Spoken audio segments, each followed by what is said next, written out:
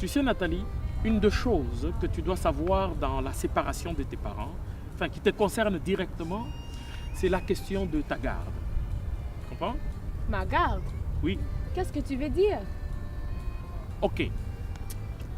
Lorsque deux parents se séparent, on ne peut pas couper un enfant en deux, tu comprends? Donc naturellement, tu devras vivre avec l'un de tes parents.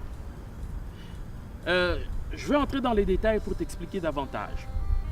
C'est la loi dit qu'il y a 3 sortes de garde. Ok? La garde conjointe ou la garde partagée. Ok? C'est lorsqu'un enfant vit au moins 40% du temps avec chaque parent au cours d'une année. Tu comprends? Donc, tu vis 40% avec ton père au moins, 40% avec ta mère au moins. Donc, c'est comme 50-50, quoi. Donc, ça, c'est la garde partagée. OK? Et en dehors de ça, tu as la garde exclusive. Et la garde exclusive est possible lorsque la famille compte, par exemple, 2 enfants au plus.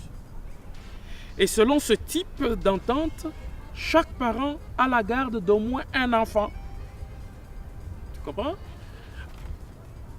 Supposons que vous étiez 2 chez vous. Donc, le père peut décider de vivre avec ton frère et la mère peut décider de vivre avec toi. Voilà. Toute l'année, tout le temps qui reste jusqu'à ce que tu sois majeur. Ok? Ça, c'est la garde exclusive. Tu comprends? Et on dit ici que selon ce type d'entente, chaque parent a la garde d'au moins un enfant. C'est-à-dire, au moins un enfant vit avec l'un des parents plus de 60% de temps au cours d'une année. Tu comprends? Et l'autre enfant, naturellement, si tu avais un frère, il vivra plus de 60% avec son père, par exemple. En dehors de cette garde, tu as aussi la garde traditionnelle. Et c'est quoi la garde traditionnelle? Regarde ce que la loi dit.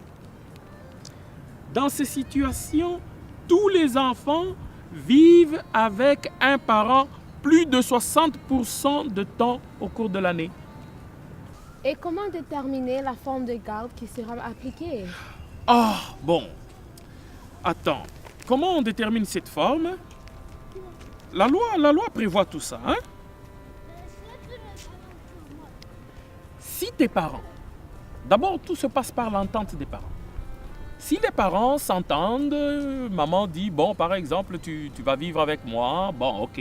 Ou si papa, ok. Si les parents s'entendent, il n'y a pas de problème.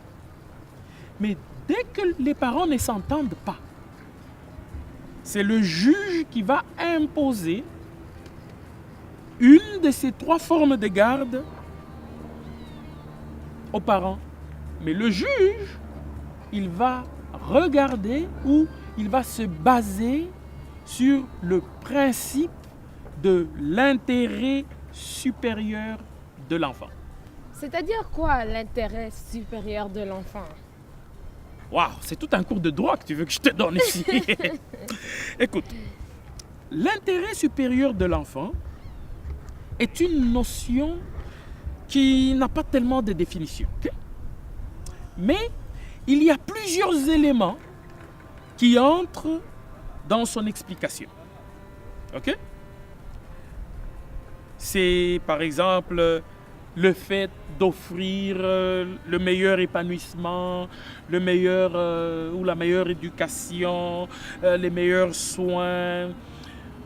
Bref, le juge va regarder qui des parents ou qui des 2 parents réunit les meilleures conditions de vie pour toi. Tu comprends? Et moi, dans tout ça, je n'ai rien à dire?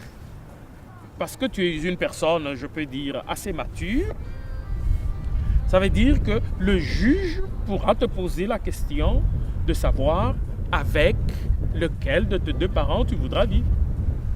Oh, c'est difficile à choisir. Ah oui, tu sais, la séparation ou le divorce, nous met souvent devant des choix très difficiles à faire, Nathalie. Donc, est-ce que cela veut dire que je ne verrai plus l'autre parent? Oh! Non, pas du tout, pas du tout. Regarde ce que la loi dit. Regarde.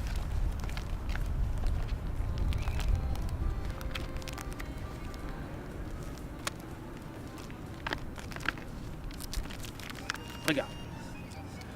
La loi prévoit le droit d'accès, ok, de l'autre parent à l'enfant. Ça veut dire c'est le droit de visite ou le droit des sorties, tu vois, avec, du parent avec l'enfant.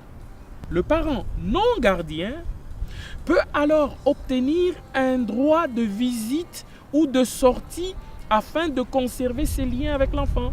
Ça veut dire ceci. Oui, tu décides de vivre par exemple avec ta mère, ou oui, tu décides de vivre avec ton père. Ta mère a le droit de sortir avec toi, a le droit de venir te visiter. Tu comprends? C'est pour que le lien puisse être gardé entre vous, tu vois? Mais on dit ici, ce droit doit être respecté par les deux parents. Ça veut dire, si tu vis avec ta mère, par exemple, et que ton père a droit de visite, une visite par semaine, supposons un mercredi après-midi. Il ne faut pas que ta mère dise mercredi après-midi, on t'envoie au théâtre ou quoi que ce soit. Non, non. Mercredi après-midi, c'est le jour où tu as droit de visite avec ton père. Tu comprends? Donc, la mère doit respecter ça. Et au cas contraire, on dit ici, dans le cas contraire, l'un des parents peut, selon la situation, entamer des procédures pour modifier ou annuler le droit de visite ou de sortie. Wow! Ouais. C'est compliqué ça. Et les grands-parents, est-ce que je les verrai? Oh oui, oui, naturellement. Non, non, t'as pas... Regarde. La loi est précise sur ces choses, hein. Ici. Parmi les personnes qui ont le droit de visite, il y a aussi les grands-parents. OK? Ok.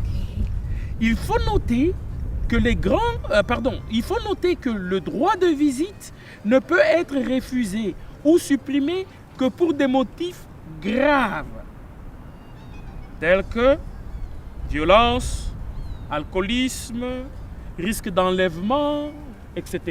Tu comprends? Wow. Donc oui, tu as droit à tes grands-parents. Oui, tu as accès à l'autre parent qui ne te garde pas. Mais pour certains motifs, par exemple, si on réalise que ton père est un super alcoolique, ou que non, ta mère risque de t'enlever, de fuir, ou peut-être que l'autre parent est violent, bon. Mais ça, ce sont des choses que le juge va voir. Mais dans ton cas, pour bien te répondre directement, oui, tu as droit à la visite du parent avec lequel tu n'habiteras pas. Et oui, tu as droit à voir tes grands-parents. Tu as accès à tout ça. Tu comprends? Je sais que c'est difficile, hein? Mais que veux-tu, Nathalie? Si les parents ne s'entendent pas,